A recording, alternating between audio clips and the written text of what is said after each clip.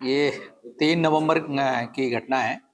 हमारे 17वीं वाहिनी विशेष सशस्त्र बल छत्तीसगढ़ विशेष सशस्त्र बल की एक राइफल, इंसास राइफल और 20 राउंड संतरी मोर्चा से किसी ने चोरी कर लिए थे। तो इस संबंध में हमारे थाने में एफआईआर दर्ज हुई थी। उसी एफआईआर को लेके हमारा इन्वेस्टिगेशन चल रहा था। उसी दौरान ये सूचना मिली कि कोई हमारी पुलिस ने एक जाल बिछाया और उसी के दौरान सूचना मिली कि कोई एक राइफल बेचने के लिए मैसेज कर रहा है बार-बार। तो उस मैसेज के जब पता लगाया गया तो ये बिलासपुर की तरफ एक्टिव है ये मोबाइल। इस पे हमारी टीम ने उनको एक जाल बिछाया और उसको पैसे लेके उस व्यक्ति के बताए हुए स्थान पे पहुँचे, जहाँ पर उस व्यक्ति को हमारे द्वारा हमारी जो साइबर की टीम है और जिला पुलिस बल की अपनी कोतवाली की टीम है, इन लोगों के द्वारा रात में उसको दबोचा है। इससे हमारे को राइफल भी मिल गई है और 20 राउंड मिले हैं। और ये व्यक्ति की मोडस ऑपरेंडी ये थी कि एक मोबाइल अपना बदल रहा था जगह-जगह से, और मोबाइल इसने एक नकली आईडी, और उस पे नकली आईडी कहेंगे किसी की दूसरे की आईडी से सिम जारी कराया था, और सिम जारी करने वाला भी दुकानदार उसमें मिला था।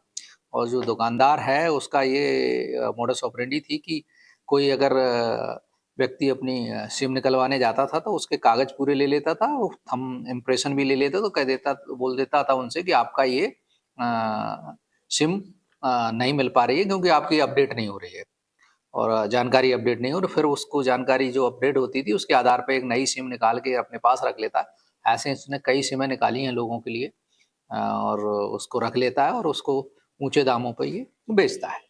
तो इसी प्रकार से हम दोनों को गिरफ्तार कर लिया है और अभी माननीय न्यायालय के समक्ष इनको पेश किया जा रहा है। क्या-क्या मिला है सबूत?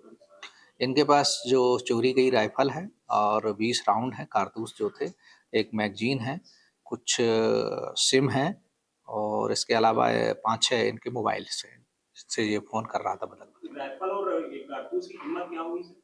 जो मैगज़ीन है तमाम की? अब ये तो सरकारी कीमत होगी, वो हम आपको बता देंगे क्या कीमत है। सर चोरी करने वाले व्यक्ति का नाम क्या है?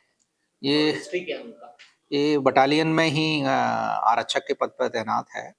इसका नाम नरोत्तम रात्रे करके है, और इसकी हिस्ट्री ये है कि ये जुआ खेलने का आदी है, और इसका कहना है कि ऑनलाइन गेमिंग में, सट्टा में कुछ पैसे हार गया था, और जिसका कर्ज करीब 4 लाख के करीब इसके ऊपर है। उस कर्ज को चुकाने के लिए इसने इस प्रकार की घटना को अंजाम दिया है। सर वर्तमान में पोस्टिंग यहीं था उनका? वर्तमान में ये पोस्टेड है 17 बटालियन। 17 बटालियन की एक कंपनी है जो दंतेवाड़ा में पदस्थ है, वहाँ पर ये पदस्थ है। यहाँ कैसे है? चूँकि कंपनी मुख्यालय है, इस कंपनी मुख्यालय पे बटालियन मुख्यालय, बटालियन मुख्यालय पे लोग आते रहते हैं। सर पूछताछ में पता चला होगा कैसे उसने इस घटना को अंजाम दिया? हाँ, ये उसने बताया कि उस दिन वो छुट्टी का बहाना लेके वहाँ से आया था बटालियन मुख्यालय, और वहाँ से वो लेके मुंगेली चला गया, और मुंगेली में जाके उसको कहीं एक स्थान पर गाड़ दिया था उसने, और वहाँ से फिर वो दंतेवाड़ा चला गया, वहाँ ड्यूटी करता रहा, और उसको जब लगा कि अब पकड़े जाने की संभावना कम है तो उसको बेचने का प्रयास किया। बटालियन के अंदर से राइफल की चोरी हो जाना एक बड़ी लापरवाही है। ये इस संबंध में, चूँकि ये बटालियन का मामला है और वहाँ के कमांडेंट साहब से हम लोग उस बारे में डिस्कस कर लेंगे कि कहाँ। चोरी करने वाले का पर्पस केवल उसको बेचकर पैसा कमाना ही था कि और कोई उद्देश्य था? अब पैसा ही कमाना ही था, और क्या है।